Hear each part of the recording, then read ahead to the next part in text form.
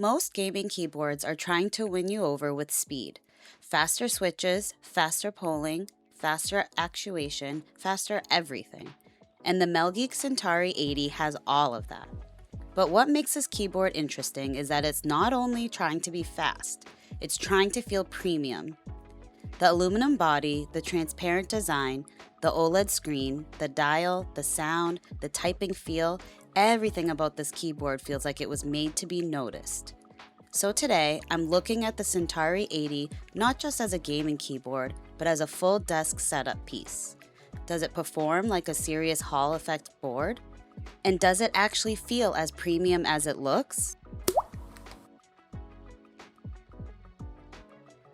This is the MelGeek Centauri 80. It's a premium 80% Hall effect keyboard with an aluminum case, magnetic switches, rapid trigger, 8K polling, an OLED screen, transparent keycaps, and a very futuristic design.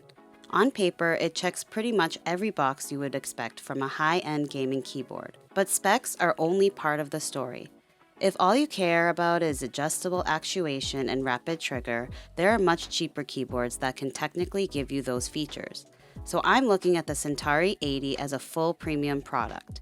The build, the design, the sound, the typing feel, the gaming performance, and whether it actually gives you that extra experience that makes expensive tech feel worth it. The first thing this keyboard gets right is presence. This is not a subtle keyboard. The transparent keycaps, the lighting, the OLED screen, the aluminum body, and the colorway all make it look like something out of a spaceship. And I think that matters. When you're spending this much money, you're not just buying a tool, you're buying something that sits directly in front of you every single day. The Centauri 80 has that expensive desk setup look. It feels more like a piece of tech decor than a basic keyboard. Now, whether that works for you depends on your taste. If you like super clean, minimal, black and white setups, this might be a little too loud. But if you like futuristic setups or anything that looks a little different, this keyboard definitely has personality. The aluminum case also does a lot of heavy lifting here. It gives the board weight, density, and that premium feeling when you move it around. It does not feel like a hollow plastic gaming keyboard trying to look expensive. It actually feels expensive. Typing feel is where premium keyboards either justify themselves or completely fall apart. Because yes, this is a gaming-focused Hall effect keyboard, but if it feels bad to type on, the premium price gets a lot harder to defend. The Centauri 80 feels smooth, soft, and controlled. The gasket mount gives it a little bit of cushion, while the aluminum case keeps everything feeling solid and planted. The switches are light and fast, so if you're coming from heavier mechanical switches, there might be a short adjustment period. But for typing and gaming, it has this effortless feel to it. The bottom out is also really clean. It does not feel harsh or cheap. There's a softness to the impact, but it still feels precise. Sound-wise, I actually think this is one of the strongest parts of the keyboard. Hall effect keyboards usually have best-in-class gaming performance, but they do not always have the best sound profile. This one has a very sharp, clear bottom-out sound, almost like glass marbles tapping against each other, but somehow it still sounds muted and controlled at the same time. I know that sounds contradictory, but that's the best way I can describe it. It is not a deep mechanical thwack, it is different, but honestly, it might be just as satisfying in its own way. Here's a sound test so you can hear it for yourself.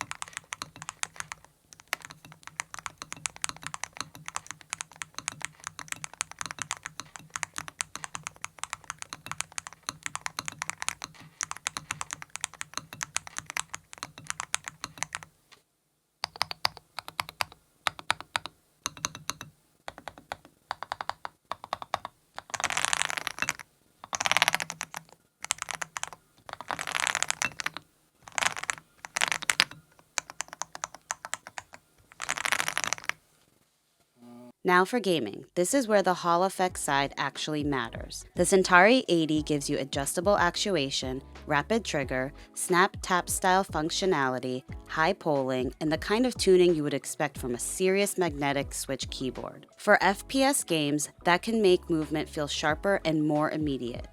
Things like strafing, counter-strafing, jiggle peeking, and quick directional changes can feel cleaner when rapid trigger is set up properly. But I want to be clear, this is not going to magically make you better at a game. It is more like a high refresh monitor or a lightweight mouse. It does not aim for you. It does not fix bad positioning. It does not replace practice. But it can make the connection between your inputs and what happens on screen feel faster and more responsive. And that is the real gaming argument for a keyboard like this. If you only play casually, you probably do not need it. But if you care about movement, responsiveness, and tuning your setup, the Centauri 80 delivers the performance you would expect from a high-end Hall effect board. The OLED screen and software features are where MelGeek tries to push this beyond just being a performance keyboard. Through the software, you can tune actuation, rapid trigger, lighting, macros, and other keyboard settings. That part is important because a Hall effect keyboard is only really useful if the software gives you actual control. The OLED screen is more of a luxury feature. Do you need it? No. But do you need leather seats in a car? Also no. That is kind of the point of premium products. Some features exist because they make the product feel more personal, more enjoyable, and more special to use. The screen gives the keyboard a little more personality. It makes it feel like a gadget on your desk, not just an input device. I would not buy this keyboard only for the OLED screen. But as part of the overall package, it does help the Centauri 80 feel more premium. The hard part about reviewing this keyboard is that Hall effect keyboards are not rare anymore. These days, you can get a good value Hall effect board that performs really well. Rapid trigger, adjustable actuation, fast response, all of that stuff is available for way less money. And for gaming, those cheaper boards can be genuinely good. But after using the Centauri 80, it feels like Hall effect is almost the only thing those keyboards have in common. A basic Hall effect board gives you the performance features, but a lot of them still feel like basic keyboards.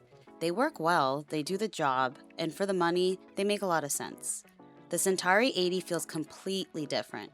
It has this spare no expense feeling to it. The aluminum body, the weight, the surface finish, the way it looks on the desk, the sound when you type, the way the keys bottom out, the screen, the dial, the whole design, everything feels more intentional. I know this sounds kind of dramatic, but I didn't really think of keyboards as feeling luxurious before this. This one does. It reminds me of the difference between fabric seats and leather seats in a car. Fabric seats can be comfortable, they can be practical, they can make total sense, but leather changes the experience. The feel, the texture, the way it looks, the way it makes the interior feel more premium.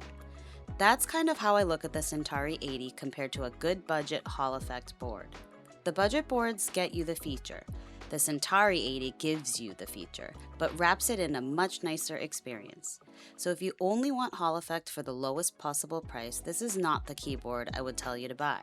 But if you already know you like Hall effect keyboards and now you want one that feels special every time you sit down at your setup, that's where the Centauri 80 starts to separate itself. This is the Hive Software, and you can either download it locally or use it through the web. By default, the orange button under the dial opens Hive, which is a nice touch because it makes the software feel like part of the keyboard instead of something you have to go search for.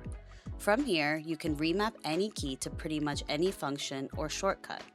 That part is fairly normal now for custom keyboards, but the more interesting stuff is in the Hall effect settings. SOCD lets you decide which key takes priority when two opposite inputs are pressed at the same time. So in a game like CS2, this can make counter-strafing feel cleaner because the keyboard knows exactly which direction you want to register. DRT is basically a way to trigger a second key the instant the first key is released. For FPS games, this can make certain movement or ability combos feel faster and more fluid. Rappy Snappy compares two selected keys and prioritizes the one that is pressed deeper. So for A and D movement, it can help the keyboard switch directions more naturally when you're making quick left-right adjustments. DKS, or dynamic keystroke, lets one key do different actions depending on how far you press it. So you could have a light press do one action and a deeper press do another, which is useful if you want more control without adding more keybinds. Then you have the lighting section, and there is a lot here. You get preset effects, custom effects, and some ones like heart, rainbow, grinning cat, and 404. There are also rear and side lighting zones, and you can either sync everything together or control each zone separately. You can even upload your own image, and the software will map the lighting based on that image. There's also an AI lighting feature where you sign in, type a prompt, and it generates a lighting effect for you.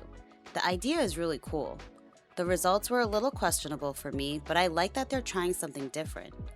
You can also customize the OLED screen. You can upload a picture or GIF for the wallpaper, and you can change the hotkeys that show up on the screen. For the actual keyboard feel, you can adjust the actuation point from 0.1 millimeters to 3.4 millimeters, and you can set the dead zone for every single key. If you don't know where to start, they include pro player profiles that you can load up and try. And if you swap switches later, you can recalibrate them in the software too. There's also a status page where you can see the firmware and driver versions, update everything, set the auto sleep timer, or reset the keyboard back to factory settings. Overall, this is one of the more polished keyboard configuration apps I've used. Now we have to talk about the price. At around $400, this is expensive. There's no way around that. And if you only look at the basic function of a keyboard, the price does not make sense. A $30 keyboard can type. A cheaper Hall effect keyboard can give you rapid trigger. A normal mechanical keyboard can be great for gaming and everyday use. So the Centauri 80 is not for someone asking, what is the cheapest way to get Hall effect switches? This is for someone asking, what keyboard do I actually want on my desk every day? That is the difference. Premium products are not just about what they do. They are about how they make the experience feel. The way it looks on your desk, the way it sounds when you type, the way the case feels when you move it, the way the lighting, screen, and design make the setup feel more complete. That is what separates a premium product from a basic one. And that is the standard this keyboard has to meet. So, is the MelGeek Centauri 80 worth it? Depends who you ask. Is a Mercedes worth it when a Honda can get you from A to B? This is not trying to be the value option. This is for someone who wants a premium keyboard experience. You want the aluminum build, the futuristic design, the smoother typing feel, the cleaner sound, the OLED screen, the gaming features, and that feeling of having something special on your desk. If you only care about performance per dollar, this is too expensive. But if you care about the entire experience, the way it looks, feels, sounds, and fits into your setup, the Centauri 80 is a pretty compelling keyboard.